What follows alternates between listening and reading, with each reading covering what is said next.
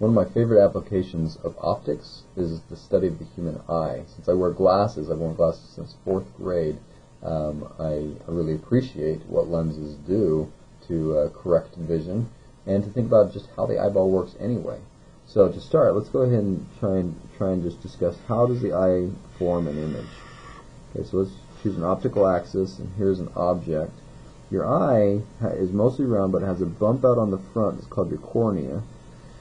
And it's mostly round here. And behind the cornea are some muscles surrounding the cornea that hold what's called an aqueous lens. Okay, this lens is flexible, and these muscles can constrict and cause it to bulge outward along the axis, making it able to bend rays even more.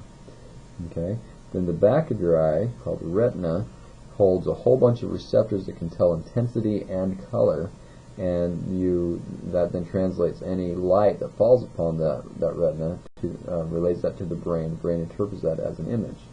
So the goal of the eye is to be able to bend all the light coming from this object to its respective place on the back of the eyeball. So with kind of a normal lens, the lens focal length is fixed, and the image appears wherever, according to the lens equation, based on where the object is, the object from the focal length. And in this case, we want our image position to be fixed. We can't let it change. It's got to stay right there, and so we need to adjust the focal length in order to allow for different object distances. Okay, so in an eye that's functioning just fine, this lens can accommodate adjustments up to a certain point called the near point, and in most kind of middle-aged adults, the near point's around 25 centimeters, and closer than that, the eye has a hard time focusing. Now that's obviously different. Everybody's going to have different eyes. Some people can see closer than that, but that's kind of just an average.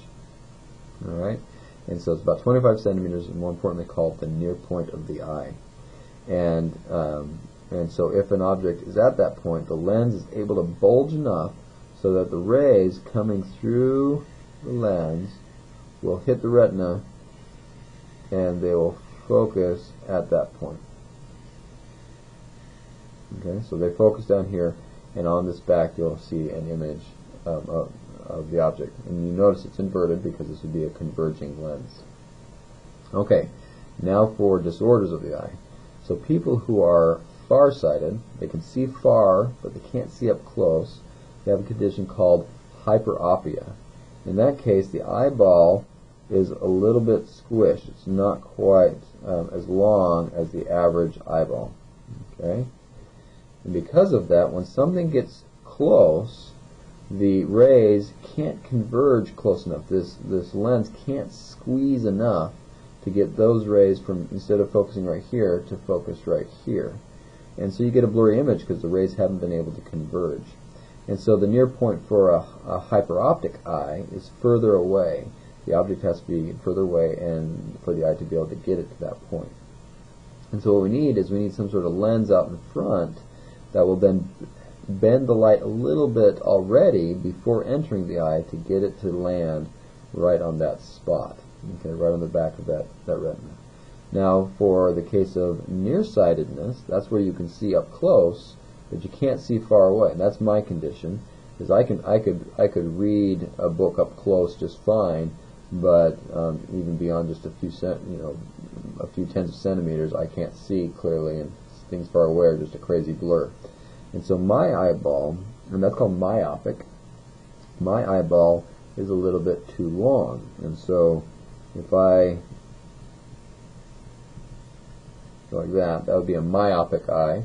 So my retina is further back, and then I can't relax my lens enough. And so, relaxing the muscles in your eye makes this thing not as bulged, and so the light rays go further, but it doesn't go far enough. And so it's focusing maybe right there, but I can't get it to that back of the eye, and you can't relax an eye any more than fully relaxed. And so that's the condition of my eye. And so in that case, we need to spread out these rays a little bit so that they can end up back there. And that would be adding a diverging lens in front. So my glasses are diverging. They're thicker on the edges than they are in the middle. Okay, so we're going to take a look at what kind of the condition is for the eye and how we decide what kind of a lens and how big of a focal length of a lens we add to our eyeglasses to be able to accommodate either this hyperopic eye or this myopic eye. Okay, so let's focus on the hyperopic eye, the hyperopic eye. Okay, the one that's the eyeball's a little bit squished. So first of all, we need to get those rays to bend more, so we need a converging lens. But what focal length do we do? So if I draw kind of an arrow down like that, that is the position where we need the image to be placed. And this eye alone can't make it that close, so we need to add a lens. So if we add a lens out front, okay, then this whole thing will act as a lens system, and we can then determine where that's at. Okay, so I'm going to draw a single line here representing the entire lens system, the eyeglass and the eyeball. We're going to try and get it to focus right there. Okay, so we'll say that without that lens, our eyeball can effectively focus on an object this far away. So we would call that, from the lens, we'd call that the person's near point. Okay, so that's the person's near point, and that is the object distance, or sorry, that is that's the where the person can see, and so we need to make an image there for anything that's closer. Okay, so this is actually going to be the S prime. Okay, and that's the near point of the individual. So I'm going to put an eye there, because then if we put an object at the standard near point of the eye, that is where the object's going to be. That's S, and that's just the standard near point. Okay, so 25 centimeters in this case.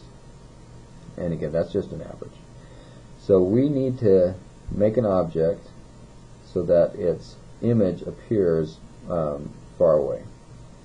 Okay, and so what we have is we're going to have a focal length. We're going to have a lens equation: 1 over f equals 1 over s plus 1 over s prime.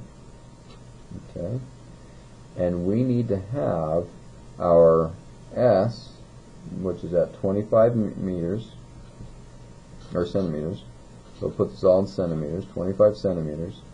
And let's say our S prime is 150 centimeters, so 1.5 meters. So we'll say that's 150 centimeters. Okay.